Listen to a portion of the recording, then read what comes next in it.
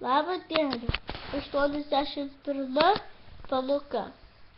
Namų darbai. Žemės roderis. Kaip Čipolonė numynė koją princui Citronui. Svogūnėlis Čipolinas buvo svogūno Čipolonės sūnus. Jis turėjo 7 brolius: Čipoleta, Čipolota, Čipoloča, Čipoluča ir taip toliau. Visi vardai labai tiko garbingai svogūnų šeimai. Čipolonė, jo pati ir sūnus gyveno medinėje lūšnelėje, tik truputį didesnėje už dėžutę, kurioje auginami daržovių daigai. Turtuoliai užklydę į tą kraštą nepatenkinti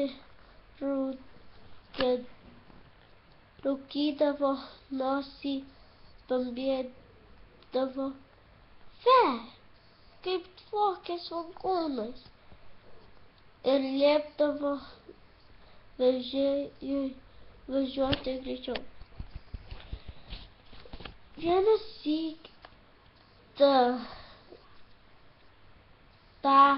vargingą užkampį sumanė aplankyti pats šalies valdovas, princas Citronas. Dvariškiai susirūpino, kad svogūnų kvapas nedvoktelėtų į nosį jo didenybei. Tuojau buvo pasiųstas tuzinas kareivių citrinukų, kad iškvėpintų visus, kas atsiduoda svogūnais.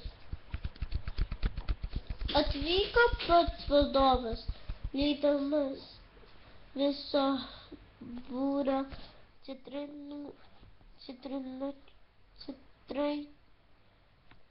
citrinaičių ir citrinukų.